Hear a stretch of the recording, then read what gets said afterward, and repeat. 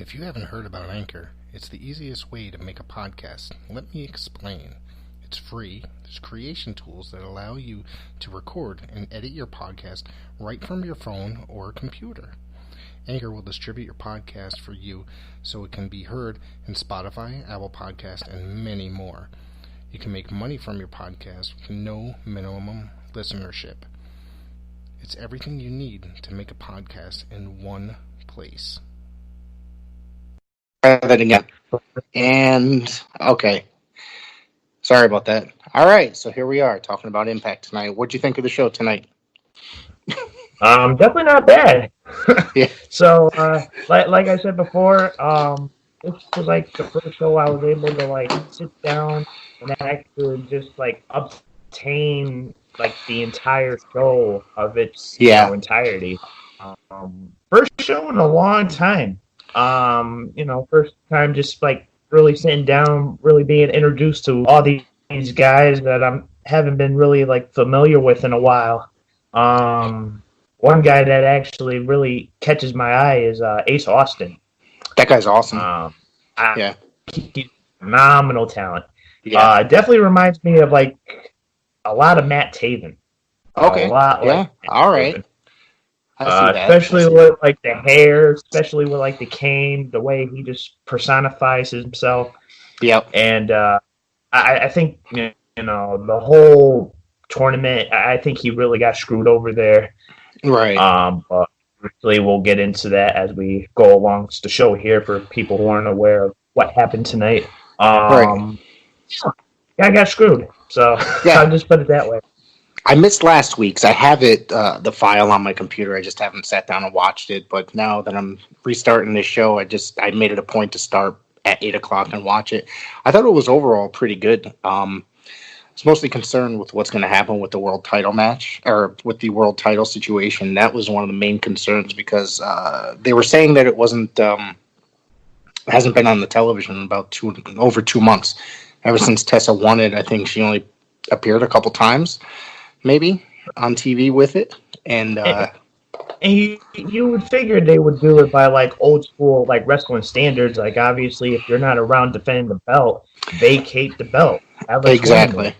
Yeah, and they didn't really even clear that situation up either tonight. I mean, I guess just a big brawl broke out, right? They didn't. Yeah. So because Ace Austin, it was basically just like 4 of them in the ring. Scott D'Amore's like, oh, it's going to be the 5 of you. And Ace is just like, oh, you're in C now. What are you talking about? There ain't no 5 people here. And Scott's just like, oh, just turn around. And then just, Trey just comes out of nowhere. So, who do you think the mystery attacker is? Oh man, mystery attacker. That's... Boy, that's put tough too much. Because, like I said, I'm not really familiar with a lot of these guys. It's hard. I can't really tell. The only thing I could probably think of is maybe one of the new inquirers from these whole all these guys who were released by WWE. Now they're trying to acquire all these talents. Okay. I see what you're saying here. I think it might be somebody new, somebody that we're not familiar with seeing, or somebody who's probably returning. Obviously, we got that little hint from Rhino today talking about, I have a tag team partner. He has kids. Oh, well, we know who that is. Yeah. That was the whole gimmick. So I didn't even catch that line, but yeah, wow. So that's why I messaged you. I was all like, yeah, Heath is definitely going to be at Slammiversary. Wow, if it's that's coming cool. Down. So, I definitely want to see Mike Bennett come back. He was another guy that I thought was very underutilized.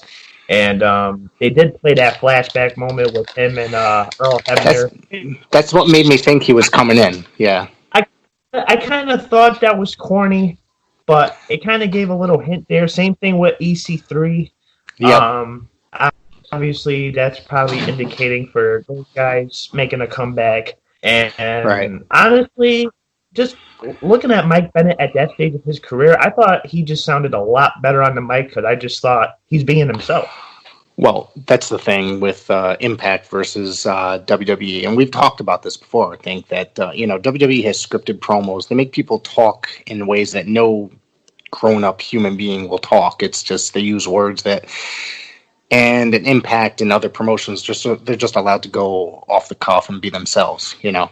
So, and I think that was more. It was more genuine, that promo that you saw on Impact tonight. That flashback moment.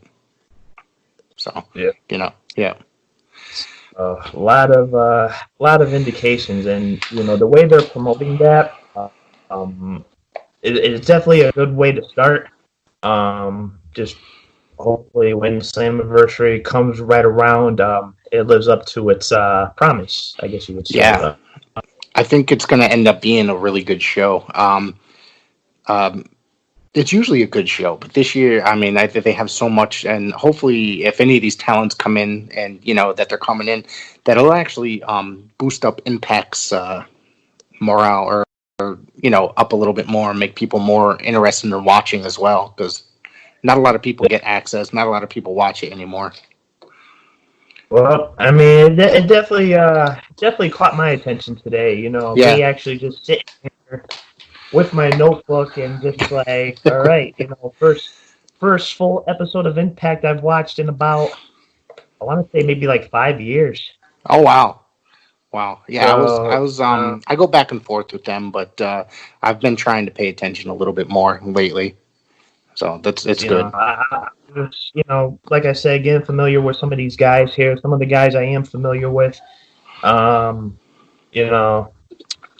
Let's go over like the first match here that kicked off the show. Mike Elgin, Ken Shamrock, Sami Callihan, triple threat match. Obviously, that didn't waste no time. Shamrock just wasted no time.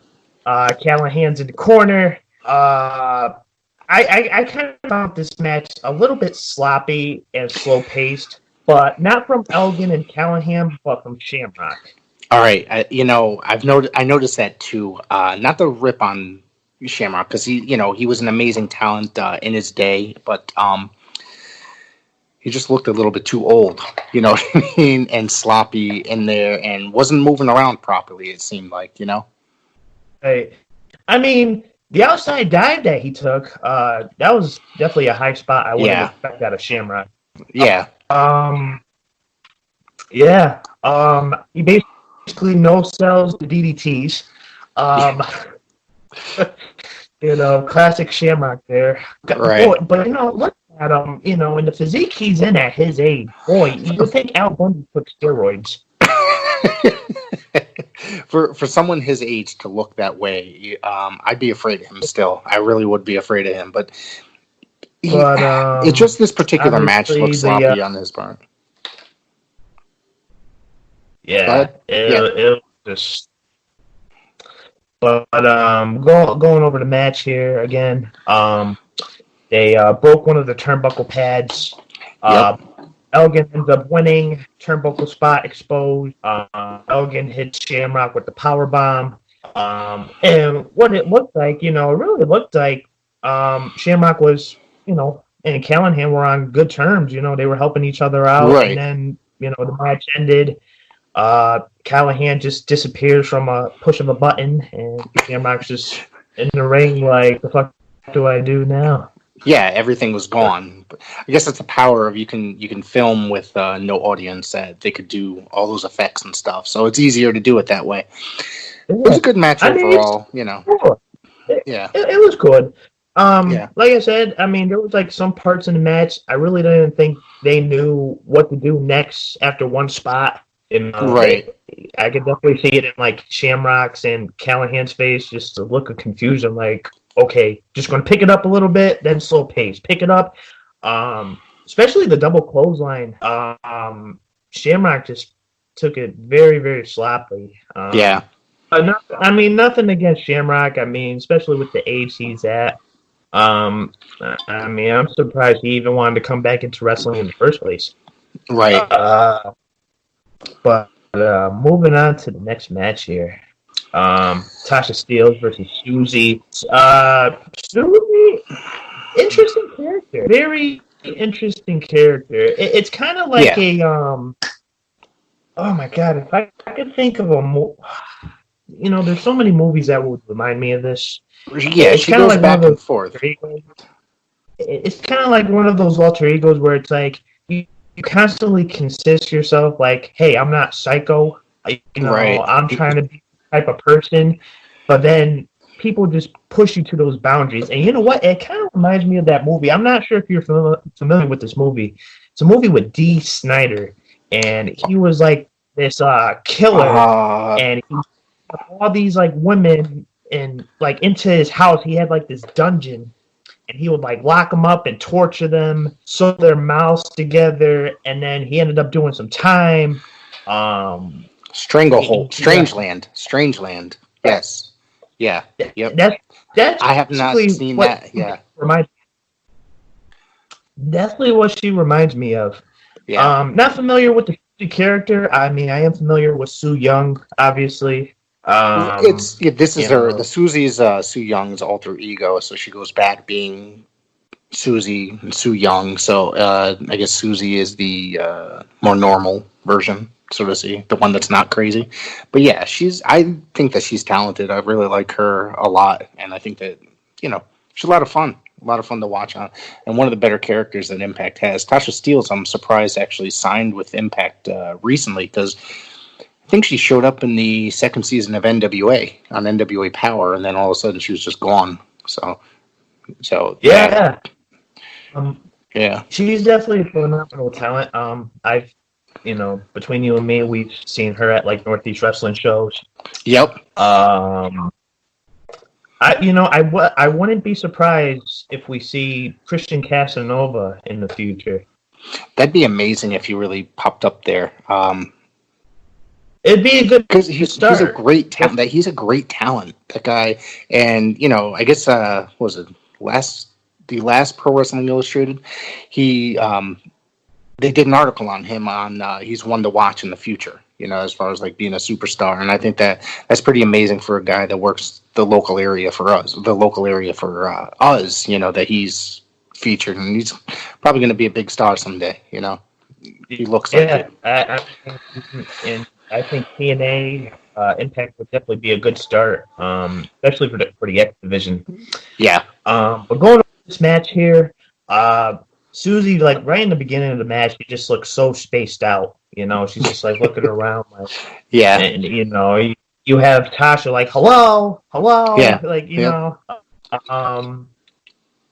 a move in the match that really caught my eye, that made me kind of cringe a little bit, was Susie.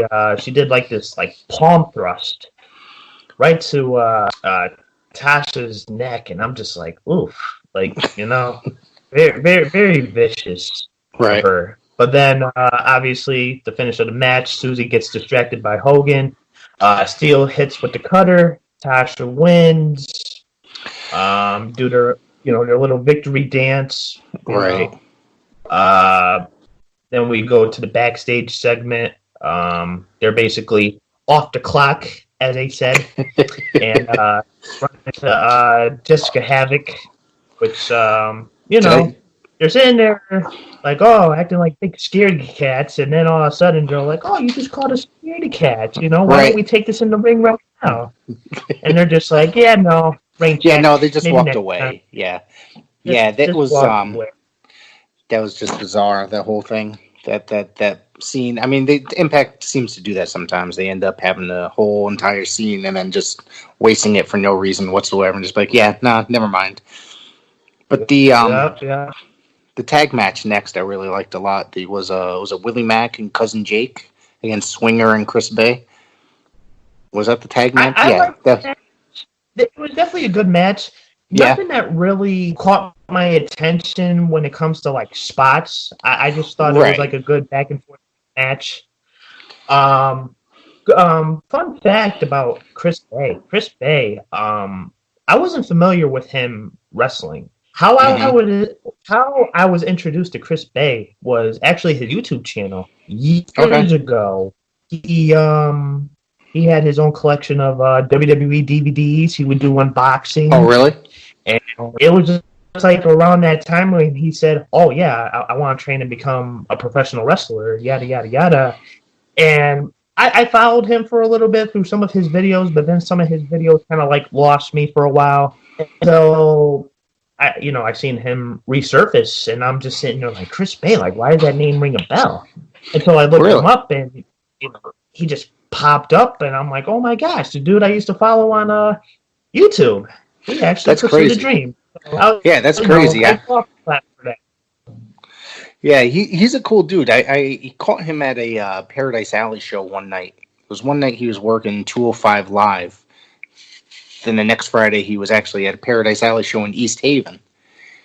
And I ended up running into him and talking to him, and then literally like less than a month later he actually made his debut with Impact and signed with Impact. So it's good to see him make it, a guy that would always work, indies. And I was watching him in Championship Wrestling from Hollywood too. He's quite the talent, so good for him making it. And I don't know why they teamed him with Swinger, though. That was just a really oddball pairing. Yeah, I don't really think that team really meshed well together. I mean, maybe from a heel perspective, yes. But, right. Going up against Cousin Jake and Willie Mack. After the match, Willie and Jake get the win. Willie hits the stunner. Swinger and Bay attack after the match. And then we see the return of The part that I like the best about this is after the match when they all were trying to high-five each other, and then they wouldn't because of the whole social distancing, so they were doing it up in the air and stuff. That really had me laughing. That was really good. That was funny. I loved it.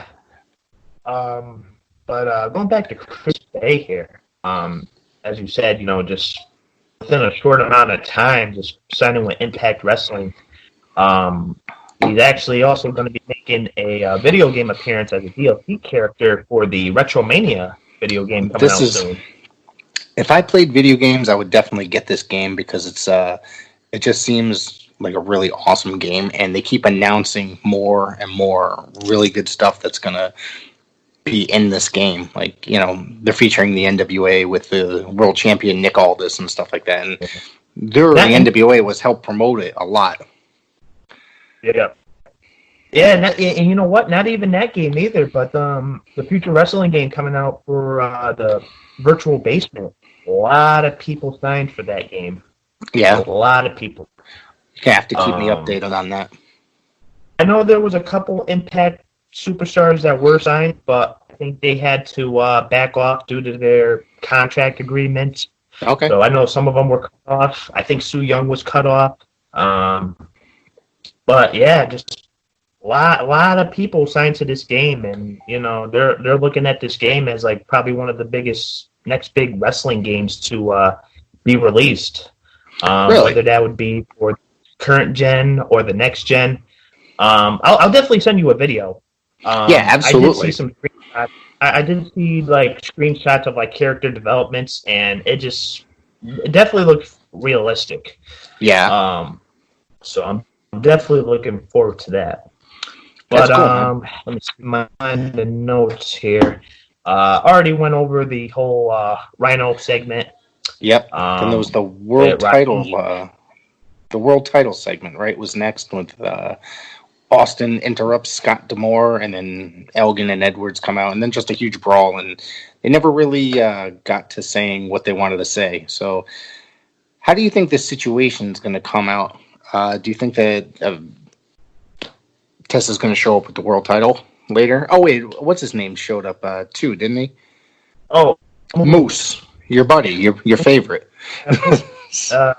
Yeah, that guy. It's kind of interesting too, because I think if it comes down to it, if Tessa doesn't show up, Moose is going to be a obvious replacement, as we've seen the segment with Moose and Austin and Tag. Yep. Obviously, that was some type of foreplay right there. Seeing Eddie Edwards come back, definitely a lot different from the last time I was familiar with. Got his hair braided, and he doesn't look like the Yeah, he doesn't look like the technical wrestler like he was back in the day in Ring of Honor and such. Looks like he gained a couple pounds too.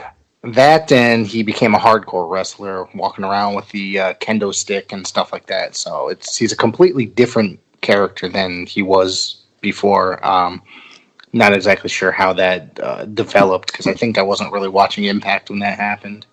Right. So my thing with the whole world title situation is they've been teasing that they've been teasing the name change back to TNA out over the last couple months. So, and then they had the TNA reunion on top of it, and then Moose shows up with the TNA world title. Could this be the situation that's going to make it happen? Could this be what's going to actually say, hey, TNA is coming back next week, and then it's going to be TNA Impact Wrestling once again? I mean, who knows? I mean, they've been saying TNA this, TNA that. I mean, the fact that they have practically 2 world championships on one show, which kind of threw me off guard, because I'm sitting like, wait a second, is Tessa world champion? What is Moose doing with the TNA world title? He stole it. Right, so that's practically his own little jewelry fashionable piece there.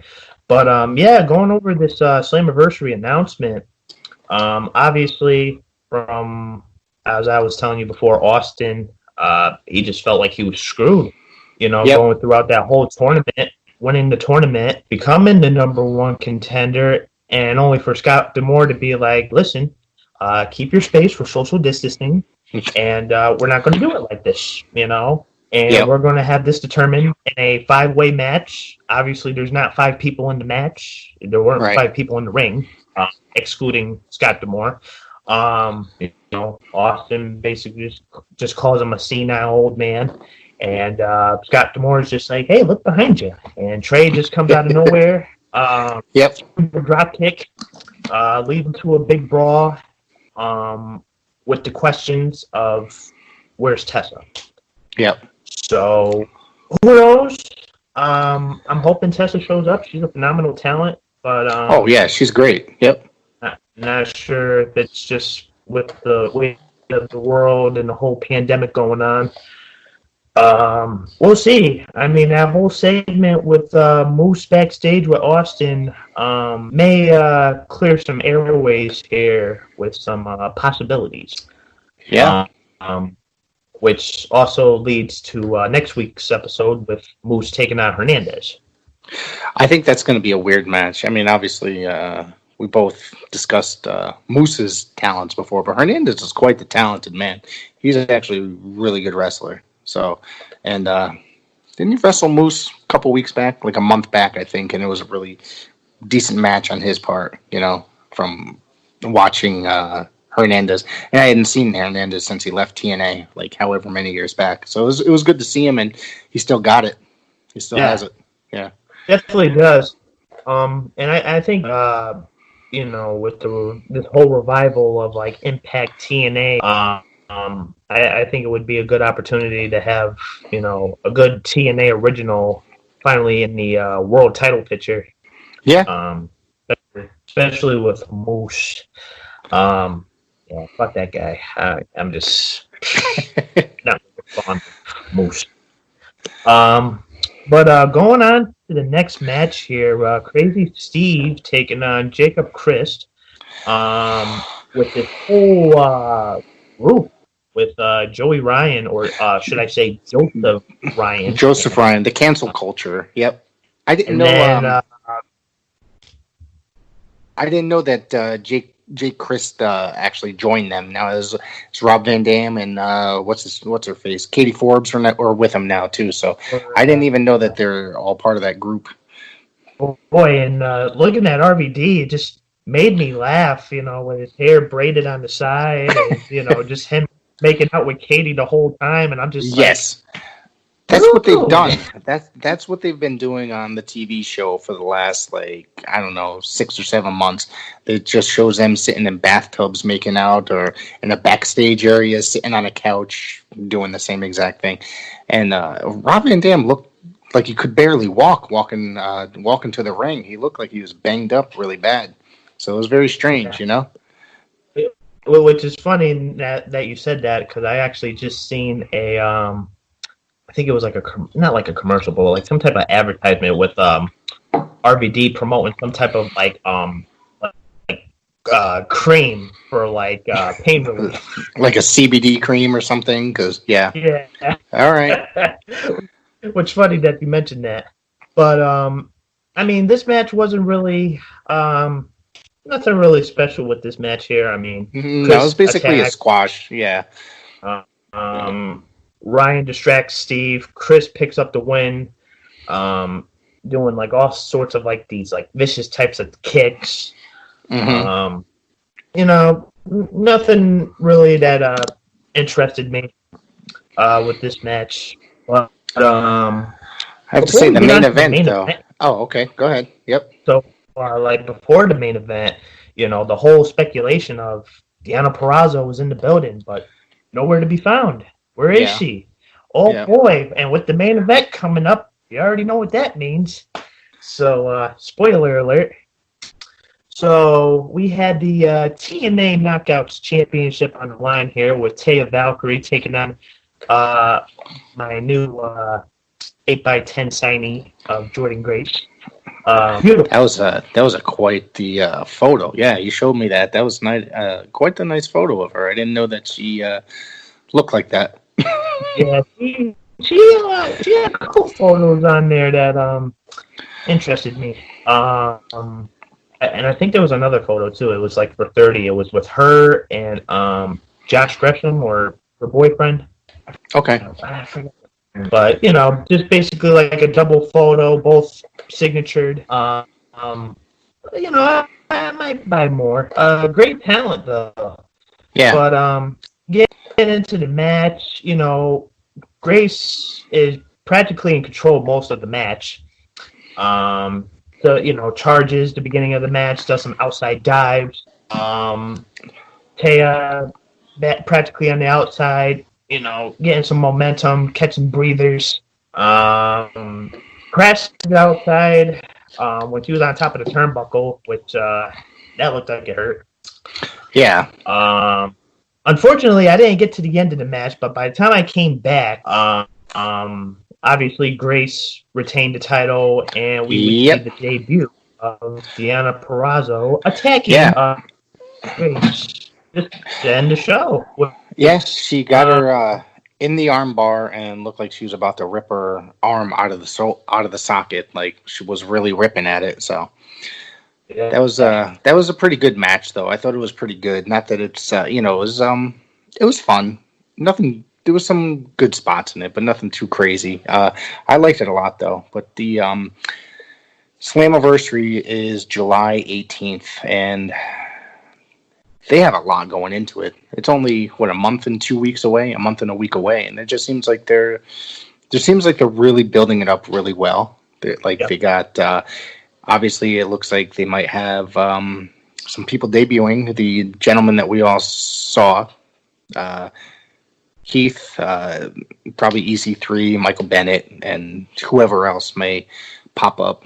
It looks, I don't know if they're going to be a faction necessarily, or if they'll just eventually throughout the show come in. So I'm really looking forward to seeing Slammiversary this year. Yeah, especially with the the current WWE superstars who were released.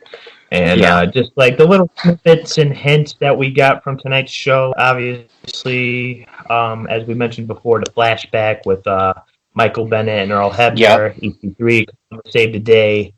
Rhino talking about, I do have a tag team partner. He has kids, and it's like, oh, well, that one's like really obvious because that was Heath Slater's big gimmick towards his end of his run there in WWE. And, plus guys being the first SmackDown Tag Team Champion when the brand split. Very interesting outcome of what seems to be possibly the Good Brothers, Carl and Luke Gallows. Hey, did you hear any hints of those guys, or was it speculation, or did you actually hear something about that? From the video package that they saw, I mean, they showed Gallows, they showed Oh, Carl, okay. They showed who else did they show? They did show EC3, Michael Bennett. Another name that comes to mind that I don't think he hasn't really been brought up is Eric Young.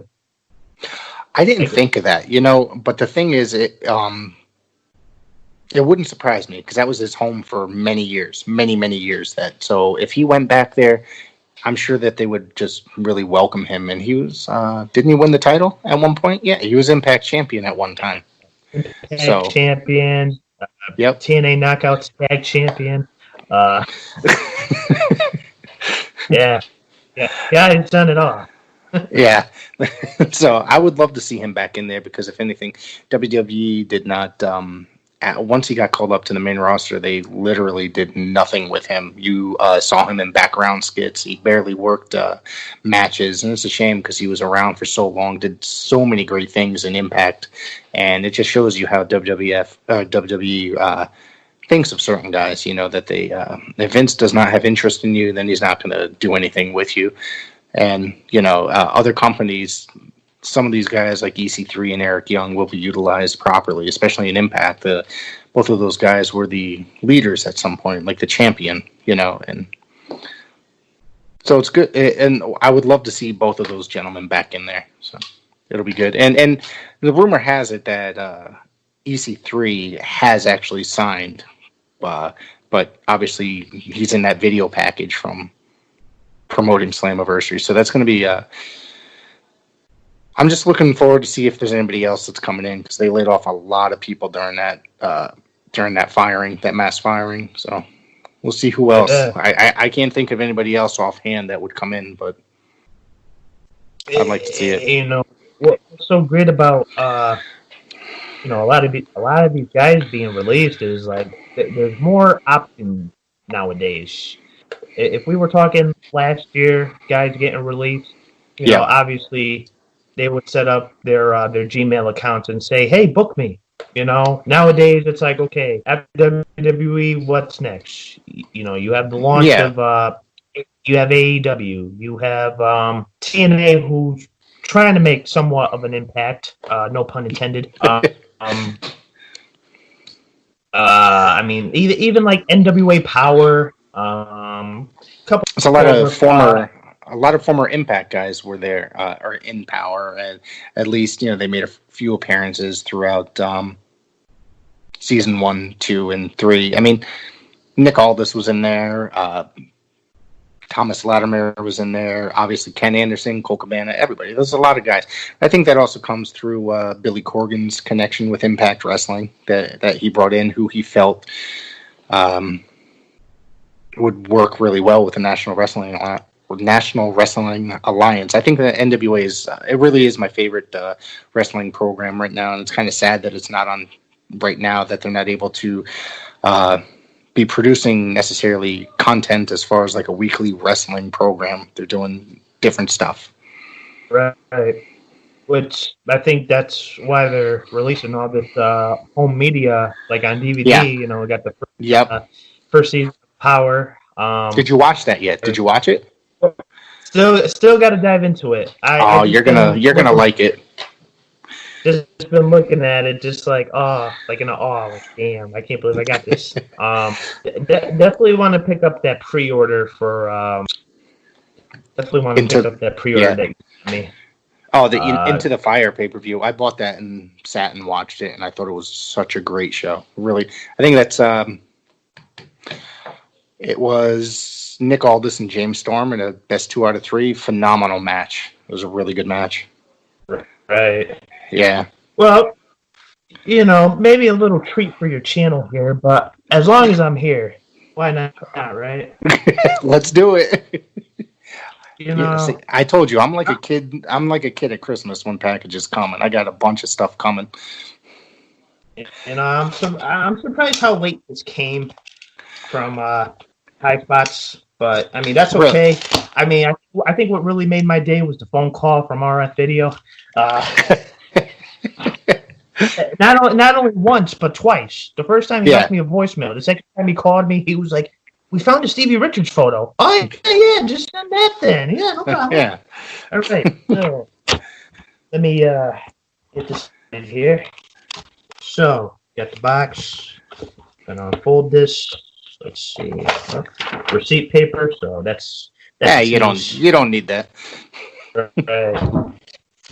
Take this out the bubble wrap here, and what we have here is 3 gentlemen who currently work for AEW. Probably one of the, I want to say maybe like one of the hottest tag teams, but definitely one of the most popular trios in AEW. And that's right. All right. SCU from all 3 of them, and comes with the certificate of authenticity here. So, that's beautiful, man. Definitely a steal. I definitely missed out on these guys when they showed up last year for the over the event.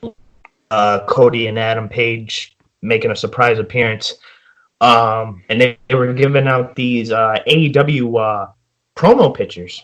Mm-hmm. So I was like, shit, I could have, had all 3 of them signed. So I would have had Cody, I would have had Adam, and then I would have had these 3 guys. But for some reason that night, I was just like, nope, maybe another time. See, I do that sometimes. I know they appeared at a Danbury show. Yep. I know they appeared at a Danbury show, and that's when I was just like, oh, I could catch them there. But then I never ended up going. So definitely missed out on that. But this is cool. I'm not sure how many guys I have that signed on one 8x10, but I think this. Actually, no, I do have the Kingdom. Okay. This is my second 8x10 with all 3 members at least. I met Daniels. I met Daniels. Has to be 10, 15 years ago at an indie show in Meriden, Connecticut. And he was kind of a weirdo. Like, he thought I was like, I don't know, he's a little rude, kind of. But I was just like, I still got a picture with him and an autograph somewhere. And but it was however many years ago. He's still working for Impact at the time. So why don't we just get into this for a little bit? How we know each other is through the powers of social media and YouTubing, and we're both collectors of wrestling merchandise and wrestling autographs and media. So, why don't you tell the people, what exactly do you collect? Oh boy, when it comes to wrestling memorabilia, I mean, pretty much anything. Well, maybe not necessarily anything. I mean, DVDs, especially DVDs. I'm a big home media. Really started to pick it up this year with the start of my YouTube channel, because I've only started YouTube in January. Which is crazy because I didn't want to start a YouTube channel. I had just moved in to this apartment in September, and I didn't have a dresser for my my DVDs. So all my DVDs were still in the bin. So I kept looking at them, and I kept debating: sell my DVDs or get a shelf. Finally ended up getting a shelf, beginning of January. Got it all set up, got it all displayed, and I remember I was just laying down, watching YouTube, watching like the DVD Freak, Wrestling Rampage, and I'm just sitting there taking a glimpse of what I have just put together here, and I'm like, I was in debate for it for maybe like a good year or two, and I just sat up one day, I was like, you know what? Fuck it, let's do it. And did the whole intro video, and that was pretty much it. But as it comes to like collections, besides like DVDs, a lot of 8x10s, magazines. I'm a sucker when it comes to magazines. I have a couple signed magazines. Christian, Rey Mysterio, Ric Flair, John Morrison, Road Warrior Animal, who I met this past January. Okay. Um, How far back do your How far back does your magazine collection go? Well, I've been collecting magazines since 2006. Okay. So one of the earliest magazines that I have was actually the first magazine that I have, signed by Rey Mysterio. It was from April of 2006. Mm-hmm. It was right off the WrestleMania 22 event. Oh, okay. And, I just saved them because I was like, you never know. You never know. Yeah. And that's one thing I regret from like growing up is that I got rid of stuff like that. And then, I would buy them, read them. I always went through them. And now I look at some of the stuff that some of these are worth money. And I'm just kicking myself in the ass. Like I had a bunch of the old WCW wrestling wrap-up magazines, and now I'm watching them sell for big bucks on in auctions and stuff like that. And I had a bunch of them. And I had magazines dating back to the 70s, But the one other thing is, through the whole unboxing thing is that I discovered unboxing videos and such, and that's how we came across each other, and that's how I ended up subscribing and collecting again. And so I just started going back and buying magazines from the 70s and 80s, wrestling magazines, as well as DVDs, autographs, all that sort of stuff. The similar way that you do. Yeah. Actually, now that I think about it, I do have a couple like old school like WWF magazines from like the 90s because I do have one with Jerry the King Lawler signed. I believe it was from July of '95.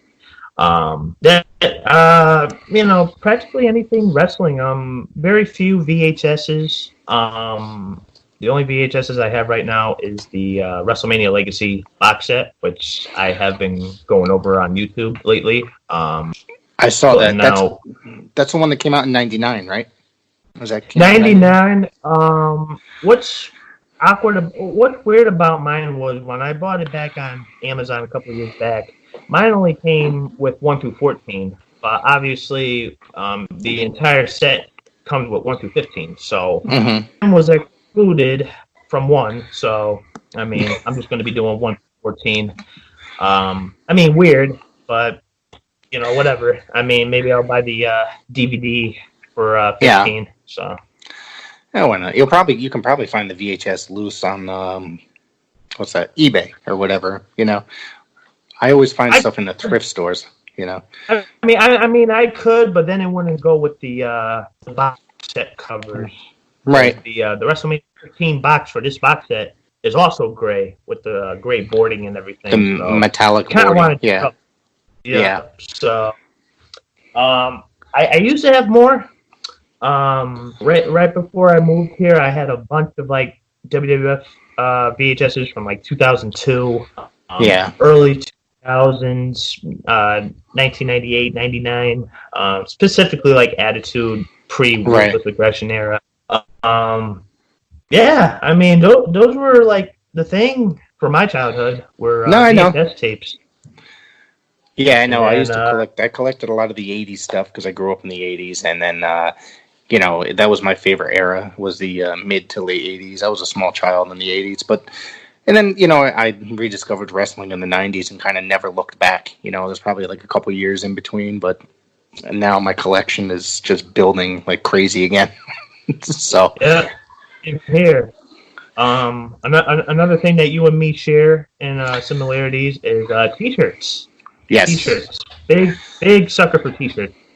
My recent ones, obviously you saw in my last video, was favorite wrestler of all time, late great Owen Hart. Yep. From his Dark Side of the Ring episode, which tell you what, about damn time. And it's so crazy talking about Dark Side of the Ring. Going to that episode. Yep. Watching it the first time, I was kind of just like in awe, like, oh man, like this is crazy. But then I just watched it again last night, and just like the storytelling from like JR and Jim Cornette, Right. Godfather, kind of gave me a little bit of goosebumps, I remember the evening. I remember when it happened, and I just remember watching the pay-per-view, and I was just like, Jesus Christ, like, this is insane. And then watching the Raw the following night, and actually with a group of friends, and we were all just very sad, watching while everybody's crying and stuff like that. It was nothing like that has really happened since, as far as that, the Benoit thing was a different situation, but nothing that tragic. Yeah. Like them doing stunts like that, Yeah. and wrestlers actually dying at the event. Yeah.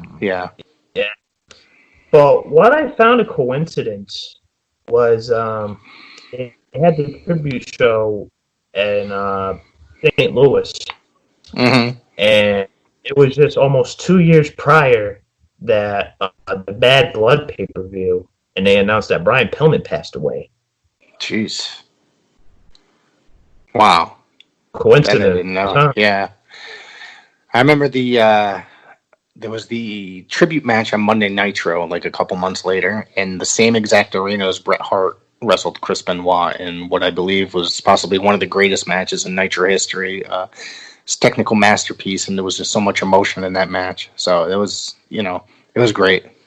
So that was awesome. Definitely one of my favorite matches.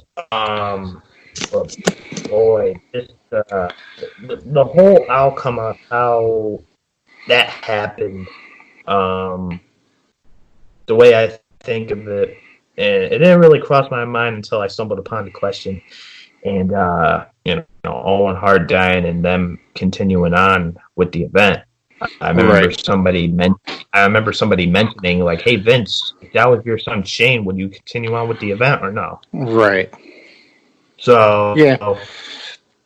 Well, I also heard of it. I was reading or watching something, and they were also amazed that once he died, it became a crime scene, and then they were basically to move the show or to continue with the show, evidence was basically moved around. So they ended up kind of like messing around with the scene just to continue with the show. So not everything was in place, so it made an investigation a little bit harder. Which I don't understand, because it's like throughout that whole circumstance, you see a man that's in the ring, nobody knows what the hell's going on, especially the referee. You got Jerry Lawler jumping out of his seat to aid Owen Hart on the circumstance of his condition, and they have him running back and forth like a crazy maniac, and you have some of the fans, which there was like 2 videos of like audio on YouTube of 2 fans who were actually there that night that witnessed it. I heard that recently. And they were even talking about, like, you would know if it's fake with the ambulances, like the people who were like like with the ambulance and everything. It was like, they're fully dressed. They don't look like indie wrestlers who are like dressed in all white. Yes. Like, yes. Yep. I get what you're saying. They're taking more precautions with it, and you got people who are trying to work on him, trying to get his heart beating again. And I had heard when he fell, he tried to get back up. Really? It's like he tried to get up a little bit, but then he just collapsed. The thing is, one of the things that I saw in that episode, which I found extremely bizarre, that I never noticed in any of the footage that I'd seen prior, that there was actually blood in the ring, like his blood in the ring. And they showed that in that episode of Dark Side of the Ring. It was like smeared blood in the ring from the fall. Yeah, it was that hit. And that hit. The boarding under it. It broke. Like, it broke, and they still left it like that. So it's like, it would kind of be weird just to like look back at that pay-per-view on the network and see who doesn't go towards that spot. That's not up there, right? Is that up there on the network? I don't think it's up there. The pay-per-view is up there, but it's highly edited. Okay. So it's like it's for the whole Owen situation. Speaking of that, I think it was on one of the wrestling like flea market things on Facebook. Somebody took it from VHS on DVD, but the actual event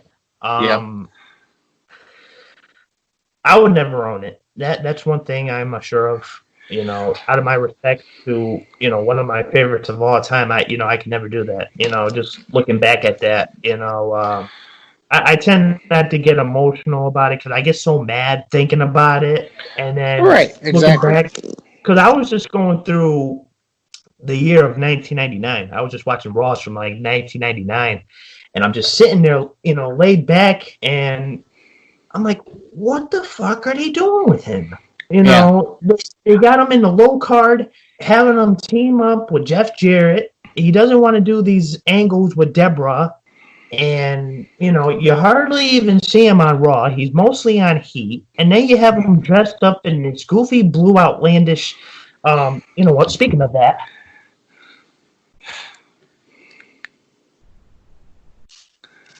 You have him dressed up like this, okay? And I didn't know they sold Blue Blazer masks. listen, I got this at the Northeast Wrestling Show about 2 years back at the Really? The Lucha Mania event. Okay. And I saw this and I was like, that's a Blue Blazer mask. I'll buy that. I'm not a fan of his later Blue Blazer, The 1989 year, the 1989 Blue Blazer. The 1980s Blue Yep. Angel / Blue Blazer.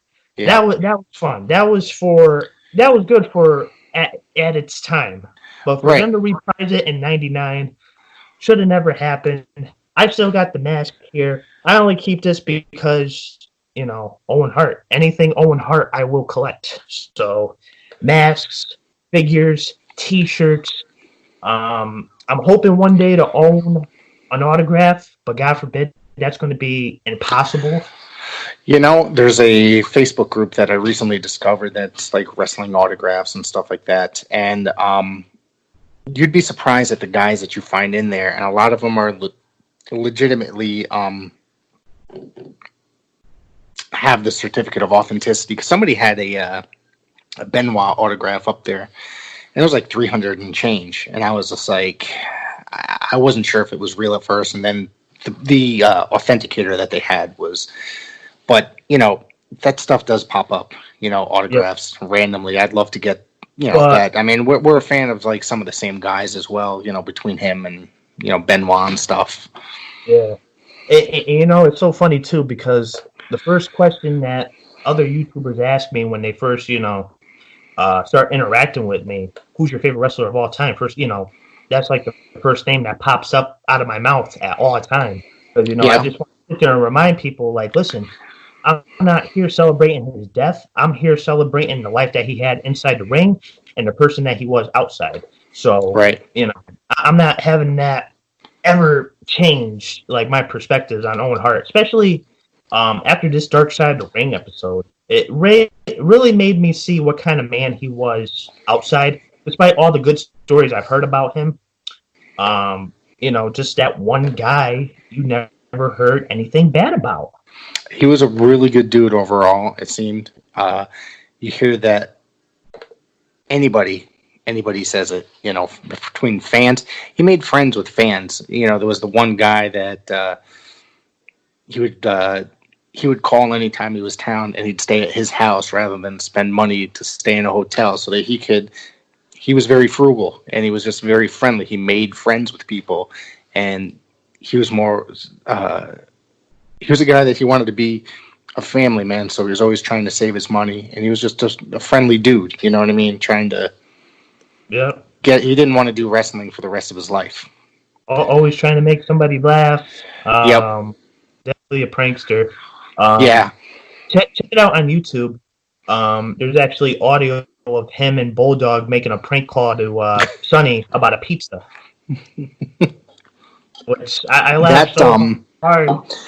The pizza thing, I think that was something that he liked to do prank calls a lot. I know there's one where he called somebody down pretending to be the hotel manager, and then someone ran down to the lobby with no clothes on.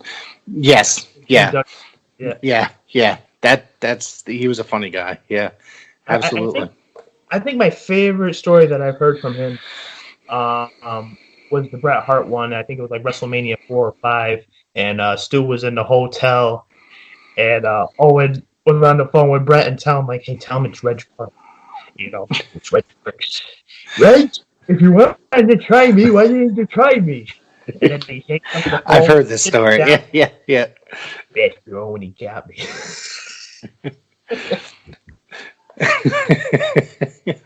So yeah, last time after that aired, the Dark Side of the Ring, I ended up going back and watching so many Owen matches. The first thing I did was watch his match with Brett, WrestleMania 10, and that's just a masterpiece. And I remember watching that with a bunch of friends live, and literally when Owen pinned Brett, I jumped out of my seat back then, like as a kid. I thought it was the greatest thing ever.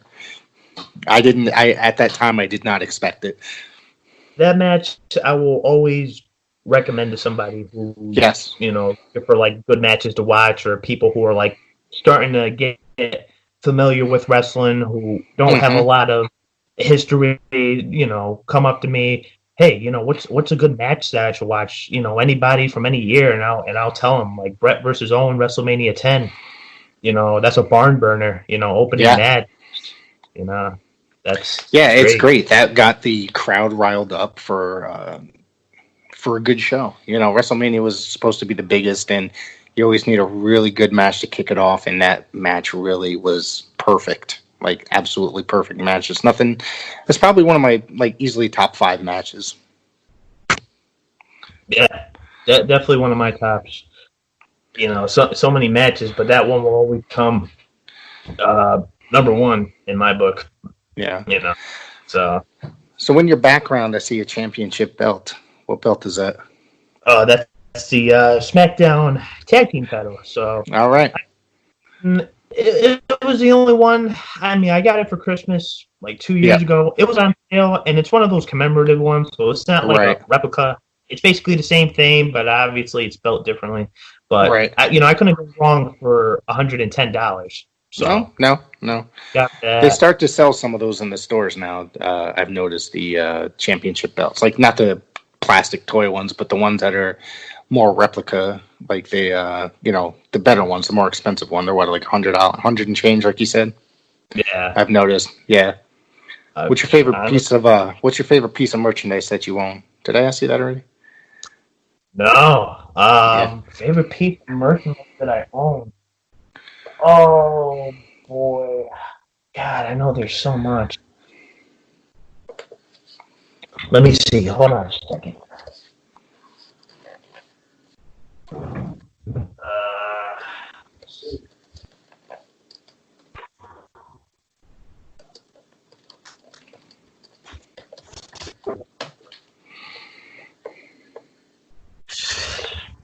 Probably this. Jesus Christ, the Nature Boy, Ric Flair. Yep. Wow. Yeah, this one. I mean, there's probably other ones that, that's a piece of merchandise that I have. So that's a Raw magazine autographed by Ric Flair. Did you get that at a Northeast Wrestling event? No, this was actually at the 2018 Rhode Island Comic Con. Oh, wow. Fun fact, though, I had this magazine beforehand, before Rhode Island. He was supposed to be at that Waterbury show, the Holiday Havoc show in December. But then, due to vending issues, he got replaced by Christian. Ended up meeting him instead, and I was pissed because I was really looking forward to meeting Rick. I thought I'd never meet him again, but I sat there and said, all right, never say never. And then as soon as Rhode Island Comic Con was coming along, my boy was just like, you want to come? And I was just like, well, yeah. I mean, especially with the people that they had there. I ended up meeting Ric Flair. I ended up meeting Ken Shamrock that day. Was Steamboat there? Was that one? He might have been there, but I think he might have been there for one day out of the 3. Okay. Oh, all right. Gotcha. Well, I know he wasn't there when I was there. I know Ted DiBiase was supposed to be there, but I think the day I was there, he was already gone. Who else did I ended up meeting? Diamond Dallas Page, I ended up meeting. Really cool guy. He's a cool dude. Yep. gave me a 1 month free subscription for DDP Yoga, which I mean, I never ended up using it because I was pretty fit at the time. I ended up meeting X-Pac for the first time, which he was probably cool. Funny story about him. When I met him, I was probably like the first or second person in line, you know, just like, hey, how are you? You know, just engaging with me. And very guy, you know, and I told him, I was like, dude, you're probably one of my favorite cruiserweights of all time. Despite all the heat that you may have received back in your day. Right. But if you really look at him, you know, he's the only guy to ever hold the WCW Cruiserweight, WWF Light Heavyweight, and the TNA X Division title. Only guy to ever pull that off. Wow. That's pretty interesting. I forgot he was even in it, TNA, to be honest with you. There's so many people that ran through there for short runs, it's hard to remember, you know? I definitely remember him because, like, my boy introduced me to TNA back when it was still fresh, 2004, 2005. Yeah. And this was like around the day where I was still like, oh boy, WWE's the place to be. The only wrestling I'll ever watch. Boy, was I wrong, and I'm glad I was. Yeah. He had told me about like all these guys who were there that I haven't seen in so long. I'm like, Jeff Jarrett, X-Pac, Road Dogg. I was like, what? And he was like, yeah, but they're like, you know, pay-per-view exclusive a week. So I was like, I ain't paying pay-per-view a week. I remember it was Wednesday nights, $10 a week, and I bought a lot of them, and then I bought a Scrambler and watched them for free. You know. Yeah, I think that's how my boy had it. He used to watch them for free. Yeah, but you know, around the time I was probably like 10 or 11 years old. Yep. So I'm sitting there like, I think my mom's gonna buy that. Until they announced their TV dealership with Spike. So once that aired, I remember this like it was yesterday. You know, the first person that popped up on the screen was AJ Styles. Yep. And I remember just sitting there looking at him. I'm sitting there like, wow, this dude's actually going to be somebody. I never thought he was going to go. I never thought that. It's hard to imagine. I always said that. He's never going to go to WWE. If you were watching WCW in, 2000, when he was there as a jobber, you'd never think that he became... Because they, once TNA started, they featured him right off the bat. We're pushing him. You know, they're like, basically, this is the star of the future. And they let you know right off the first episode, the second episode, third episode. And they just went with him. And still, he's probably one of the best... you know, going today still as far as like mainstream wrestling stars goes. Right. You know. Going back to my my X-Pac story, you know, just meeting him and everything. And boy, you know, he was so like, you want to pet my dog? And I was like, yeah. So, you know, I'm petting his dog and everything. You know, I was gonna go over there anyway. And we ended up taking 3 pictures, you know, cross chop, you know, X, Wolfpack sign, whatever. And I remember just leaving his booth, and you know, Kevin Nash and Scott Hall had just arrived, but me and my boy had just, you know, left that table, and we're going to meet somebody else. I forgot who I was going to meet. I think it was Goldust, and he was just like, "Dude," I was like, "Yeah, what's up?" He, you know, kept nudging me. He was like, "Dude, he looked like he was going to kill you if you didn't pet his dog." I don't think you would. I'm just like, really? I don't know, because he told me he was giving me like a look, and I didn't notice, and I was just like, well, whatever. I met Pac. Definitely somebody who I had on my bucket list for meeting, because I've always wanted to meet like DX and NWO members, especially NWO members, because I'm a big NWO white. So yeah, and I had already met Kevin Nash and Scott Hall prior, so I didn't meet them. Funny thing about Scott, though, he was like the first I met out of the whole clique. Right. It was actually in, what was it, Ansonia? What was in Ansonia, of all places? It was 2014. It was at the technical school. There was a show there? Like the Edmund O'Brien. What's that school called? Yeah, I'm not. The Emmett O'Brien School? Emmett O'Brien. Okay. Yeah. This was back in 2014. It was Matt Hardy, Scott Hall, Cody Hall. That sounds like a stacked show already. I mean, I don't ever remember hearing about any shows in Ansonia, of all places. That's such a weird town to have it in. It was those three guys in particular. And the only person I was looking forward to meeting was Scott Hall. And, I remember just going up to him. He signed my picture and everything.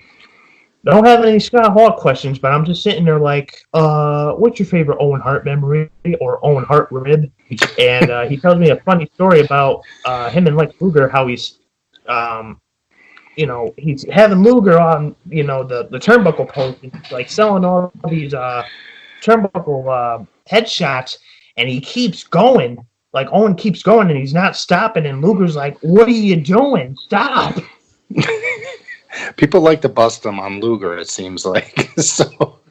But I heard that Owen would have hardcore matches with guys like Mick Foley, and then he would sell like a bag of styrofoam popcorn, like he was getting hit with a bag of bricks or something. That's awesome. What's your favorite autograph that you have out of all your autographs? How many autographs do you have? Oh boy, too many. I do have a video up on YouTube with my autograph 8x10s, and then obviously ones that I've opened lately. I have a lot. I can't really say how much. I mean, if I had to give a good estimate amount, I want to say maybe like over 60, maybe more. Okay. Maybe that's quite a bit. Plus magazines, maybe more. But yeah, with the recent inquiries of like SCU, Jordan Grace, Deanna Purrazzo, ironically, how I got both of them. How ironic that is. Look at that Tonight Show. I mean, yeah, right. It's like, hey, I got yours too. Like, I didn't forget about you. I can tell you what my favorite of yours is that you got was that Dynamite Kid one. When you unboxed that one, I was like, oh my God, I had no idea that existed. So, I probably would have to say that's one of my favorites, but I think my favorite's right here on my shelf.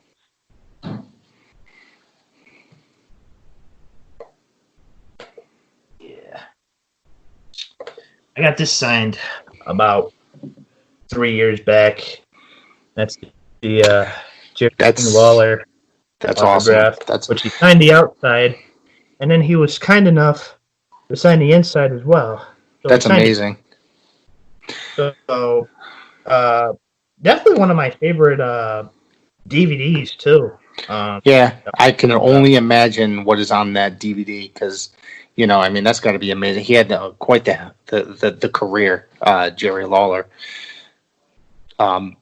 I know that whenever Northeast Wrestling gets up and running again, I want to. I have something that I want to bring with me when he's on the show. Is that poster I got from Pro Wrestling Tees with him and Andy Kaufman, and I want to get Jerry Lawler to sign that. I'll definitely get that framed and put up. So I need. Connecticut has to start letting people run shows really quick, really soon, because I'm going to go crazy. And you know what? I think that's the only reason why I've been buying autographs is because of this whole pandemic going on. So, right, acquiring all these autographs of people that I'll probably never meet in my life, but it's like, hey, that looks like a nice signature. Let me get it. Yeah, just there's a lot. I mean, there's a couple more autographs I want. There's a Bruno Sammartino autograph that I want. That one looks really. Where's that available? Where's that available? iSpots. Oh wow! I can. What are they looking? What are they trying to get for it? There's a couple Bruno ones. They only want like 25. That's really cheap. I would expect that to go for way more. Considering who it is, you know what I mean. I expect it to go for way more. And he died 2 years ago. Even saw that too, and I was like, oh no, for 25? I was like, Yeah. Yeah. No. It's like I had it in my cart, and then I would take it out because I'm sitting there like, shit, I don't know if I want this. So that's where we're similar in a lot of ways, because there's like going through that website. High Spots has got to be my favorite site, and I've got something coming. I checked the tracking today, and it's supposed to be here Monday. But knowing them, for some reason, it'll say it's coming in 2 weeks, and then pop up in less than a week or something like that. So it says it's coming Monday, but I'm hoping that it comes for Saturday. And for anybody that's listening, you can go to my YouTube channel, and you're going to see a classic NWA AWA unboxing, and it's going to be amazing. It's the Professor Rick Del Santo, and check out Dan the Beast 94 for his intense wrestling memorabilia. You looking at anything else on High Spots right now? Despite the stuff that I've already purchased, I told you I'd gotten a couple PWG events, because it's been a while since I've acquired any PWG DVDs. The last one I got was the last event I got was Smokey and the Bandito. So that was the last event I got. Okay. I'm definitely behind on some. Well, I'm behind on a lot. They have a lot of DVDs up there. The thing with High Spots is that you can buy one. There's a bunch that are up there for $5, but then they have like a huge group package if you order like All-Star Weekend, and then they all come, and it's like $30 for like 6 DVDs or something like that, and it's just a really good deal. So that's one of the greatest things about High Spots, is that they have amazing deals.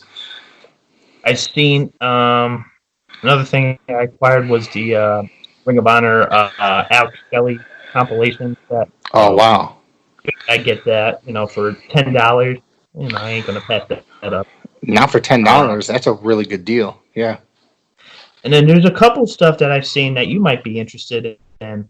They have a couple, I think it's like NWA Florida, and they're like $4 right now, but there's like, I've seen like Steve Corino, I've seen AMW, like early AMW. Okay. $4, I was like, can't really pass that up. No, yeah, there's a lot of that stuff over there. Couple shoot interviews too that I was looking to get. There's this one Ring of Honor shoot interview with the Fantastics. The real Fantastics, Tommy Rogers and Bobby Fulton. Yes. Okay, I know. Tommy Rogers was replaced for a little while by his brother, Jackie Fulton. Yeah. Jackie. Yep. Yeah. He. I've seen that. I think they were in Smoky Mountain together, Jackie and Bobby. But the Fantastics were one of my favorite tag teams in the '80s. Watching them with World Class and Jim Crockett Promotions and stuff like that, and their matches with the Sheepherders were pretty insane. Yeah, those were fun to watch. I'm definitely a sucker for Midnight Express. Absolutely. Which version of the Express do you like? I would say both, but I'd probably have to say Beautiful Bobby and Stan Lane. I'm more of a Stan Lane version, but I do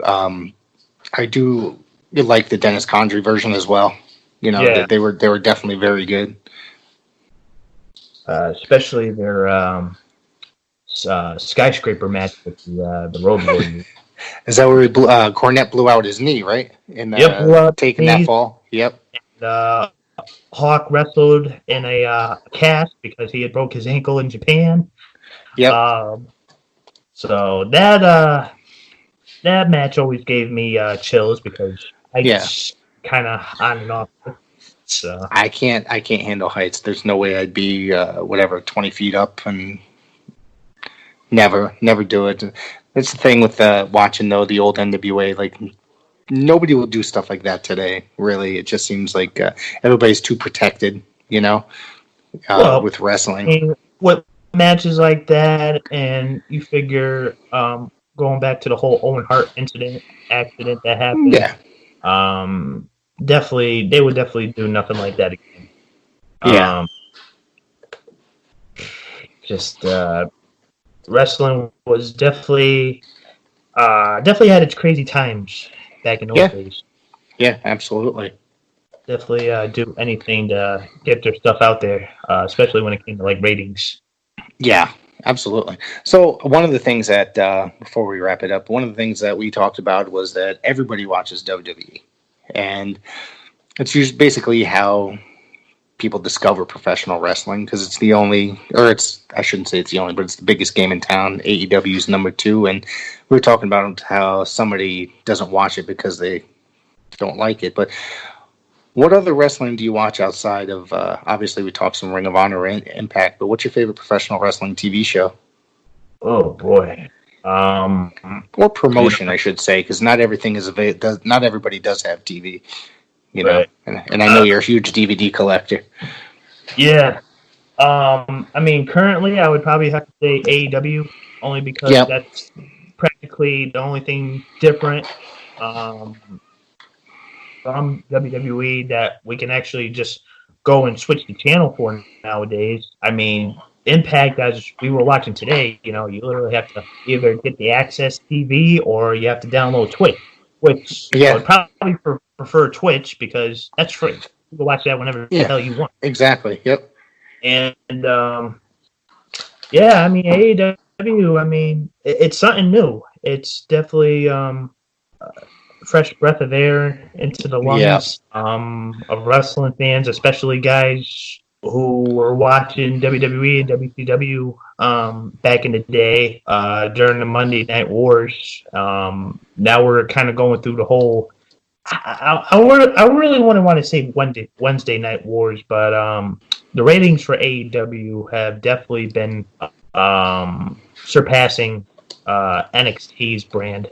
So I can't really say it's a war, like you said, because I feel like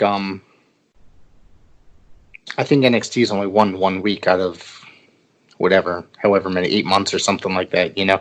And I think that I really love NXT. I do. I think it's one of my favorite products to watch, but I think definitely AEW is doing something different and doing something better. And the roster is stacked. You know, they took every top indie guy that was working everywhere and around the world and just signed basically anybody that would sign and did not want to go with WWE because they wanted freedom. You know what I mean? And you know what? It's so funny too because it's like these are guys that I was attending Northeast wrestling shows for, and a lot of them were there. I was literally watching guys like Darby Allin, you know, who was practically, you know, nobody I was familiar with at that time, and I'm just sitting there like, wow, this guy's pretty unique. And then I saw some of his PWG work, some of the matches he had with the Ball, and then all of a sudden gets signed with AEW, and I'm just like, wow, he was just here. Like, what? Joey Janela, Janela, you know, I can't even think, you know. Just there was like a huge, you know, Joey Janela is like one of the guys that I really liked a lot, you know. That he also worked matches for Northeast Wrestling up in I know he worked a Bethany show, one of the Bethany shows. Yeah. So yeah. He definitely did a couple Wonderberry shows here. Same thing with like Ray Phoenix and Pentagon Jr. Which I mean they were already somewhat big, but yeah, I mean for them to sign with a big global promotion like AEW. I like those guys I like those guys in Impact, but I think since they went to AEW, they shine a little bit more or a little bit differently. You know, it's I'm lucky. I'm very excited for this week. I'm getting my next Pro Wrestling loot box, and there's a Pentagon Jr. autographed item in there. So I'm pretty psyched about that because I already have Phoenix's autograph, which I cherish because he's like one of my favorites today. You know, I have two Pentagon 8x10s, and speaking of Pentagon, I actually do have a Bound for Glory 8x10 of Pentagon. Oh, really? From the TNA tote bag specials. They don't make those in my size, those shirts. So I can't order the you know. Well, honestly, after I get this next TNA package Thursday, pray that I get it Thursday. but I've only been waiting like 2 weeks now. I probably won't order from them again. I mean, I'll still watch the show, but I probably won't order from them again. I'll probably just go on eBay, get some of their DVDs, whatnot. Right. But, you know, where's a good place to get that stuff is like the FYE website, because they have stuff marked relatively cheap, you know, there, and then a lot of times you can get them used as well. So I mean, I got a couple good TNA DVDs coming in, including this one, which I'm not going to open yet. But. I don't know how you hold that stuff. I can't hold it. It's hard enough letting it sit there for 6 hours while I get off of work before I make a video. I mean, you saw me open the autograph. I couldn't resist that. I was like, you know what? Let me give Rick Channel a treat here from. Yeah, now I appreciate that, man. That's an awesome autograph too. You know, I like. Yeah, I like. I love SCU. Yeah, definitely one of my favorite trios at the moment. Yeah. I mean, going back to like favorite wrestling shows, I mean, I would definitely have to say AEW, just because it's really developed within, you know, not even the first AEW show, but you really got to go back to All In back in 2018. Yeah. No, which I thought was an amazing show. I thought it was phenomenal, that show. I loved it. That I would consider the AEW debut, like, cause that's really what it felt like. It was like setting you up for AEW, you know. It was it was like a prequel kind of, you know what I mean? It was good though. It was phenomenal. I thought it was beginning to end. I thought it was just, and that one of the things that I thought was weird about the show, I know we're talking about this now, 3 years later, is that the NWA World Title match was like the third match on the show, which, you know, I just thought that was really bizarre, but I didn't book it, so I can't really complain. So. Right. Definitely an oddball decision there. Going back to the other show, I'm definitely big, as most of my viewers have seen, Ring of Honor. Definitely have a lot of Ring of Honor that I still have to catch up on, as I bought a shitload from that High Spots special, 25% off. I was just like, well, I'm going to be expecting a couple boxes. I'm hoping that they're going to have another sale soon, I hope. Right now they don't have any specials, but I think that I heard there's one coming up soon because of probably the beginning of July, like a July 4th sale or something like that. I'll probably end up hearing something about it anyway, because I do have a YouTuber, TN Couponer, who... I follow him, yep. Who practically announces all these deals. Yeah. He's actually the one I have to thank, because he informed me about the High Spots deal. He informed me about the 2017 Ring of Honor DVD sale, because those DVDs were $1.99 each when I bought them. Just crazy deals. And then TNA, which they had their buy two get two free DVDs, and I ended up buying 9. Like I said, I probably won't order from them again because this shit's taking way too long. It seems like it. So I was like kind of worried about ordering from them myself. They don't have a lot in their store though, so it's not really worth going through. The first time I ordered from them, it was okay because it was the two tote bags, and they came quick. So I was like, all right, I'll order from them again. But I think it just has all to do with like the whole pandemic going on. Well, we can say that, but recently it's like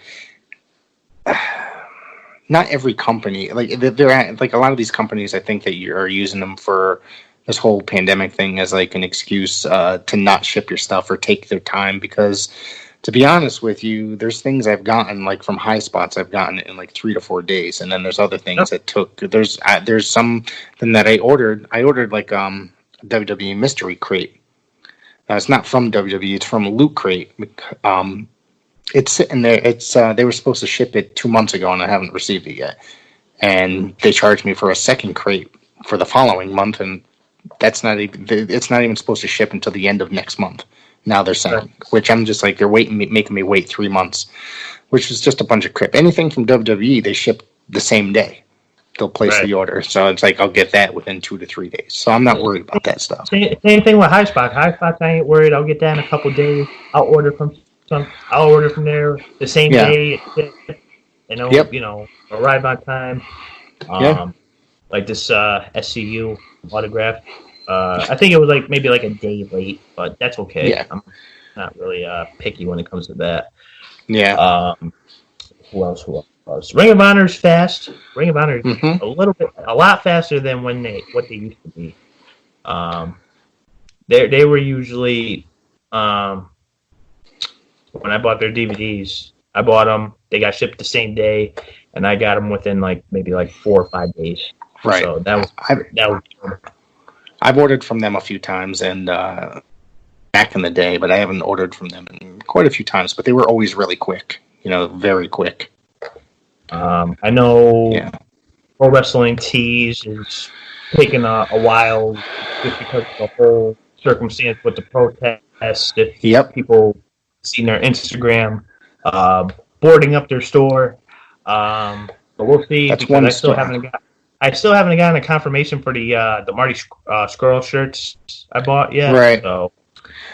They print on demand for a lot of their stuff. Like the majority of the stuff, it's on demand. So it's I'm a little bit more, I'm a lenient with them as far as their customers, because they always have a really good customer service, and they're printing stuff for independent wrestlers and stuff like that on demand, basically, rather than printing up 200 shirts and then they just sit there in the freaking warehouse and rot.